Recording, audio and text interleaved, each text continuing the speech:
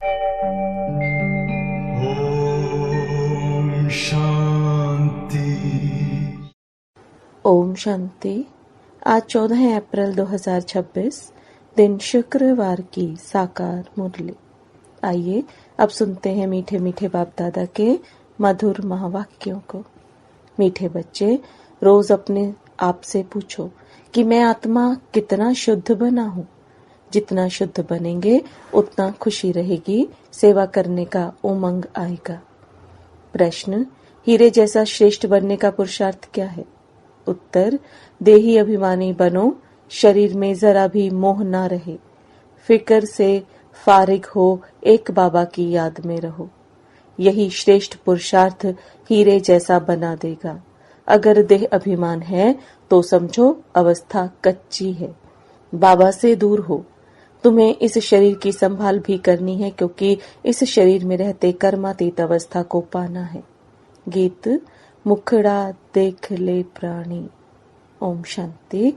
बाप बच्चों को समझाते हैं कि जिसके योग बल से पाप कटते हैं उनको खुशी का पारा चढ़ जाता है। अपनी अवस्था को आप ही बच्चे जान सकते हैं। जब अवस्था अच्छी होती है तो सर्विस का शौक बहुत अच्छा होता है। जितना जितना शुद्ध होते जाएंगे उतना औरों को भी शुद्ध अथवा योगी बनाने का उमंग आएगा, क्योंकि तुम राज ऋषि व राज योगी हो। हठ योग ऋषि तत्व को भगवान मानते हैं, राजयोग ऋषि भगवान को बाप मानते हैं। तत्व को याद करने से उन्हों के कोई पाप नहीं कटते हैं। तत्व के साथ योग लगाने से कोई बल नहीं मिलता है। कोई भी धर्म वाले योग को जानते नहीं हैं, इसलिए कोई भी सच्चा योगी बन वापस नहीं जा सकते। अभी तुम बच्चे अपनी अवस्था खुद भी जान सकते हो। आत्मा जितना बाप को याद करेगी उतना खुशी होगी। अपनी जांच रखनी है। बच्चे भी एक दो की अवस्था को, अपनी अवस्था को जान सकते हैं। देखना है हमारा कोई शरीर में भान तो नहीं है। देह अभिमान है तो समझो हम बहुत कच्चे हैं, बाबा से बहुत दूर है। बाप फरमान करते हैं, बच्चे तुम्हें अब हीरे जैसा बनना है। बाप देही अभिमानी बनाते हैं, बाप को देह अभिमान होता नहीं। देह अभिमान होता है बच्चों को। बाप की याद से तुम देही अभिमानी बनेंगे। अपनी जांच करते रहो। हम कितना समय याद करते हैं? जितना याद करेंगे उतना खुशी का पारा चढ़ेगा और अपने को लायक बनाएंगे। ऐसे भी मत समझना कि कोई बच्चे कर्मातीत अवस्था को पहुंच गए हैं। नहीं, रेस चल रही है। रेस जब पूरी होगी तब फाइनल रिजल्ट होगी। फिर विनाश भी शुरू हो जाएगा। तब तक यह रिहर्सल होती रहेगी जब तक कर्मातीत अवस्था आ जाए। हम किसी की बुराई नहीं कर सकते। अंत में ही सबका पता पड़ेगा। अभी तो टाइम थोड़ा पड़ा है। यह दादा भी कहते हैं, मीठे बच्चे अभी थोड़ा समय पड़ा है। इस समय भी एक भी कर्मातीत अवस्था को पा न सके, बीमारी आदि होती है। इसको कर्म भोग कहा जाता है। भोगना का और किसी को पता नहीं पड़ता है, वह अंदर की पीड़ा होती है। अभी एक रस अवस्था किसी की बनी नहीं है। जितनी कोशिश करते हैं उतना विकल्प तूफान बहुत आते हैं। तो बच्चों को कितनी खुशी रहनी चाहिए। विश्व का मालिक बनना कोई कम बात है क्या? मनुष्य साहूकार हैं, बड़े बड़े बंगले हैं तो खुशी रहती है, क्योंकि सुख बहुत है। अभी भी तुम बाप से अथाह सुख लेते हो। जानते हो बाबा से हम राजाई लेंगे। शांति में इतनी खुशी नहीं होती जितनी धन में खुशी होती है। सन्यासी घर बार छोड़ जाए जंगल में रहते थे, कभी पैसा हाथ में नहीं रखते थे, सिर्फ रोटी लेते थे। अभी तो कितने धनवान हो गए हैं। सबको पैसे की बहुत चिंता बहुत है। वास्तव में राजा को प्रजा का औना रहता है, इसलिए लड़ाई का सामान रखते हैं। सतयुग में तो लड़ाई आदि की बात होती नहीं। अभी तुम बच्चों को खुशी होती है। हम अपनी राजाई में जाते हैं, वहां डर की कोई बात नहीं होती, टैक्स आदि की बात नहीं। यह शरीर की फिक्रात यहाँ रहती है। गाया जाता है, फिक्र से फारिग स्वामी। तुम जानते हो फिक्र से फारिग होने के लिए अभी हम इतना पुरुषार्थ करते हैं। फिर 21 जन्म लिए कोई फिक्रात नहीं रहेगी। बाबा को याद करने से तुम बहुत अडोल रहेंगे।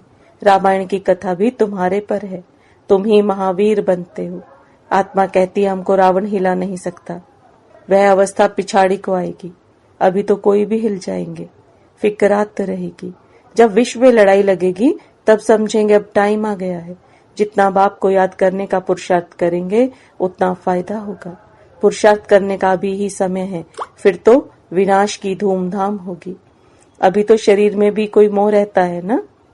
बाबा खुद कहते हैं शरीर की संभाल रखो, अंतिम शरीर है, इसमें ही पुरुषार्थ कर कर्मातीत अवस्था को पाना है। जीते रहेंगे, बाप को याद करते रहेंगे।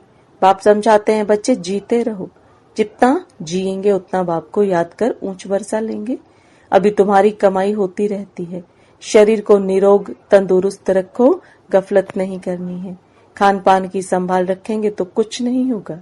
एक रस चलन से शरीर भी तंदुरुस्त रहेगा।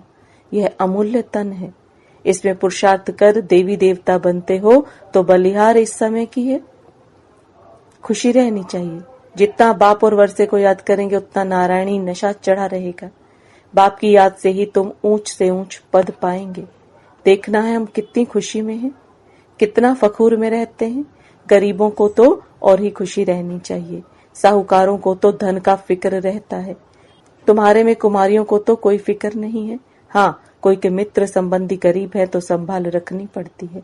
जगाते भी रहना है, अगर नहीं जगते हैं तो फिर कहाँ तक मदद करते रहेंगे। बाबा कहते हैं ना, तुम सर्विसेबल खुद बनो व स्त्री को रूहानी सर्विस में दे दो। तुम हो बाबा के मददगार। मदद तो सबको चाहिए ना। अकेला बाप भी क्या करेगा, अकेला बाबा भी क्या करेगा। कितनों को मंत्र दें, हम तुमको देते हैं, तुमको फिर औरों को देना है। कलम लगाना है, बच्चों को कहते रहते हैं जितना हो सके मददगार बनो, मंत्र देते जाओ। तुम्हारे शास्त्रों में भी है कि सबको पैगाम दिया था कि बाप आए हैं, वर्षा लेना है तो बाप को याद करो। देहधारियों को याद नहीं करो, अपने को आत्मा समझ बाप को याद करेंगे तो तुम्हारे विकर्म विनाश होंगे और वर्षा मिल जाएगा। गीता तो बहुत सुनते सुनाते हैं, उसमें प्रसिद्ध अक्षर है मन मना भव। बाप को याद करो तो मुक्ति को पाएंगे। सन्यासी भी यह पसंद करेंगे। मध्याजी भव अर्थात जीवन मुक्ति। बच्चे बाप के बनते हैं तो बाप कहते हैं बच्चे तुम्हारी आत्मा पतित है, पतित चल नहीं सकेंगे। यह समझने की बातें हैं। तुम भारतवासी सतो प्रधान थे, तमो प्रधान बने, अब फिर सतो प्रधान बनना है तो बाप कहते हैं पुरुषार्थ करो तो ऊंच पद मिलेगा। भक्ति तो जन्म जन्मांतर करते आए हो, तुम जानते हो। पहले पहले अव्यभिचारी भक्ति शुरू हुई, अभी कितनी व्यभिचारी भक्ति है। शरीरों की भी पूजा होती है, वह है भूत पूजा। देवताएं फिर भी पवित्र है, परंतु इस समय तो सब तमो प्रधान है, तो पूजा भी तमो प्रधान होती जाती है। अभी बाप को याद करना है, भक्ति का अक्षर कोई नहीं बोलना है। हाय राम, यह भी भक्ति का अक्षर है। ऐसे कोई पुकार नहीं करनी है, इसमें कुछ भी उच्चारण करने की बात नहीं। ओम शांति भी घड़ी घड़ी नहीं कहना है। शांति माना अहम आत्मा शांत स्वरूप है, सो तो है ही, इसमें बोलने की बात नहीं रहती। दूसरे कोई मनुष्य को कहेंगे ओम शांति, वह तो अर्थ जरा भी नहीं समझेंगे। वो लोग तो ओम की बड़ी बड़ी महिमा करते हैं, तुम तो अर्थ समझते हो, फिर ओम शांति कहना भी फालतू है। हाँ, एक दो से ऐसे पूछ सकते हो, शिव बाबा की याद में हो। जैसे हम भी बच्ची से पूछता हूँ यह किसका श्रृंगार करती हो, बोलती है शिव बाबा के रथ का। यह शिव बाबा का रथ है ना, जैसे हुसैन का रथ होता है ना। घोड़े का श्रृंगार करते हैं, घोड़े का अर्थ नहीं समझते हैं। धर्म स्थापन करने वाले जो आते हैं उनकी आत्माएं पवित्र होती हैं। पुरानी पतित आत्मा धर्म स्थापन कर न सके।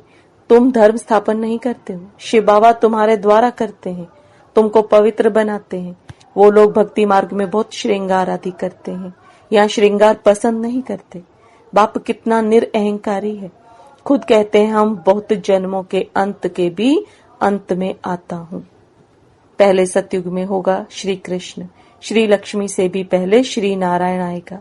वह तो बड़ा होगा ना, इसलिए श्री कृष्ण का नाम गाया हुआ है। श्री नारायण से भी श्री कृष्ण की महिमा जास्ती करते हैं। श्री कृष्ण की ही जन्माष्टमी मनाते हैं, श्री नारायण का बर्थडे नहीं मनाते। यह कोई नहीं जानते कि श्री कृष्ण सो श्री नारायण, नाम तो बचपन का ही चलेगा ना। फलाने ने जन्म लिया, उसका बर्थडे मनाते हैं, इसलिए श्री कृष्ण का ही मनाते हैं। श्री नारायण का किसी को पता नहीं। पहले पहले शिव जयंती, फिर है श्री कृष्ण जयंती, फिर राम की। शिव के साथ गीता का भी जन्म होता है। शिव बाबा आते ही हैं बहुत जन्मों के अंत के जन्म में, बुजुर्ग अनुभवी रथ में ही आते हैं। कितना अच्छा समझाया हुआ है तो भी किसी की बुद्धि में नहीं आता। बाप कहते हैं ज्ञान प्राय लोप हो जाता है, जब मैं आकर सुनाऊं तब तुम भी सुना सकते हो। अभी तुम बच्चे जानते हो हम भविष्य में एक्यूरेट यह देवी देवता बनेंगे। बाबा ने 2-3 प्रकार के साक्षात्कार किए थे, यह बनूंगा, ताज वाला बनूंगा, पगड़ी वाला बनूंगा। 2-4 राजाई के जन्मों का साक्षात्कार किया था। अभी तुम समझ सकते हो, इन बातों को दुनिया में और कोई समझ नहीं सकते। हाँ, इतना समझते हैं अच्छा कर्म करेंगे तो अच्छा जन्म मिलेगा।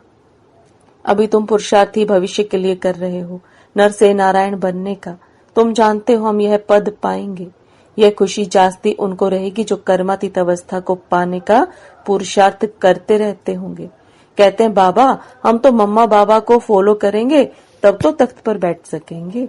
यह भी समझ चाहिए कितनी हम सर्विस करते हैं और कितना खुशी में रहते हैं। खुद खुशी में रहेंगे तो दूसरों को भी खुशी में लाएंगे। अंदर कोई खराबी होगी तो दिल खाती रहेगी। कोई आकर कहते हैं बाबा हमारे में क्रोध है, यह भूत है हमारे में। फिक्र की बात हुई ना, भूत को रहने नहीं देना चाहिए। क्रोध क्यों करें, प्यार से समझाना होता है। बाबा कोई पर क्रोध थोड़े ही करते हैं। शिव बाबा की महिमा है ना, बहुत फालतू झूठी महिमा भी करते हैं। मैं करता क्या हूँ, मुझे कहते हैं आकर पतित से पावन बनाओ। जैसे डॉक्टर को कहते हैं हमारी बीमारी दूर करो, हम दवाई दे इंजेक्शन लगाते हैं, सो तो उनका काम ही है। बड़ी बात थोड़ी ही है, पढ़ते ही हैं सर्विस के लिए। जास्ती पढ़ते हैं तो जास्ती कमाई करते हैं। बाप को तो कोई कमाई नहीं करनी है, उनको तो कमाई कराना है। बाबा कहते हैं मुझे तुम अविनाशी सर्जन भी कहते हो, यह जास्ती महिमा करती है। पतित पावन को कोई सर्जन नहीं कहा जाता, यह सिर्फ महिमा है। बाप तो सिर्फ कहते हैं मुझे याद करो तो तुम्हारे विकर्म विनाश होंगे। बस मेरा पाठ ही है तुमको यह समझाने का कि माँ में कम याद करो, जितना याद करेंगे उतना उच्च पद पाएंगे। यह है ही राजयोग का ज्ञान। गीता जिन्होंने पढ़ी है उनको समझाना सहज होता है। तुम पूज्य राजाओं के राजा बनते हो, फिर पुजारी बनेंगे। तुमको मेहनत करनी है, तुम विश्व को पवित्र बनाते हो। कितना भारी मर्तबा है, तुम सब अंगुली देते हो कलयुगी पहाड़ी को पलटाने। बाकी पहाड़ आदि कुछ भी है नहीं। अब तुम जानते हो नई दुनिया आनी है, इसलिए राजयोग जरूर सीखना है। बाप ही आकर सिखलाते हैं, सतो प्रधान बनना है। जो कल्प पहले बने होंगे उनको समझाने से जचेगा। बात तो ठीक कहते हैं, बरोबर बाप ने कहा था मन मना भव। अक्षर संस्कृत है, बाप तो हिंदी में कहते हैं मुझे याद करो। अभी तुम समझते हो हम कितने ऊंच धर्म ऊंच कर्म वाले थे, तब तो गायन है 16 कला। अब फिर ऐसा बनना है, अपने को देखना है कहाँ तक हम सतो प्रधान बने हैं, पावन बने हैं, कहाँ तक नरकवासियों को स्वर्गवासी बनाने की सेवा करते हैं। अच्छा, मीठे मीठे सिकिलते बच्चों प्रति माता पिता बाप दादा का याद प्यार और गुड मॉर्निंग। रूहानी बाप की रूहानी बच्चों को नमस्ते, रूहानी बच्चों की रूहानी बाप दादा को याद प्यार गुड मॉर्निंग और नमस्ते। धारणा के लिए मुख्य सार, बाप समान निरअहंकारी बनना है। इस शरीर की संभाल करते हुए शिव बाबा को याद करना है। रूहानी सर्विस में बाप का मददगार बनना है। अंदर में कोई भी भूत को रहने नहीं देना है, कभी किसी पर क्रोध नहीं करना है, सबसे बहुत प्यार से चलना है। माता पिता को फॉलो कर तख्त नशीन बनना है। वरदान, स्वार्थ शब्द के अर्थ को जान, सदा एक रस स्थिति में स्थित होने वाले सहज पुरुषार्थी भव। स्वार्थ शब्द के अर्थ को जान, सदा एक रस स्थिति में स्थित होने वाले सहज पुरुषार्थी भव। अब बाप दादा के वरदान को विस्तार में समझेंगे। आजकल 1-2 में जो लगाव है वह स्नेह से नहीं लेकिन स्वार्थ से है। स्वार्थ के कारण लगाव है और लगाव के कारण न्यारे बन नहीं सकते, इसलिए स्वार्थ शब्द के अर्थ में स्थित हो जाओ। अर्थात पहले स्व के रथ को स्वाहा करो। यह स्वार्थ गया तो न्यारे बन ही जाएंगे। इस एक शब्द के अर्थ को जानने से सदा एक के और एक रस बन जाएंगे। यही सहज पुरुषार्थ है। स्लोगन, फरिश्ता रूप में रहने से कोई भी विघ्न अपना प्रभाव डाल नहीं सकता। फरिश्ता रूप में रहने से कोई भी विघ्न अपना प्रभाव डाल नहीं सकता। ये अव्यक्त इशारे अपवित्रता के बीज को भी समाप्त कर संपूर्ण स्वच्छ अर्थात पवित्र बनो। संपूर्ण पवित्रता आप ब्राह्मणों का श्रृंगार है।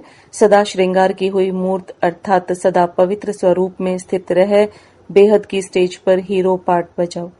सदा ब्रह्मचारी अर्थात संकल्प में भी किसी प्रकार की अपवित्रता व्रती को चंचल नहीं बनाए। व्रती की चंचलता भी रजिस्टर को दागी बना देती है, इसलिए व्रती से भी सदा ब्रह्मचारी बनो। ओम शांति। Om Shanti.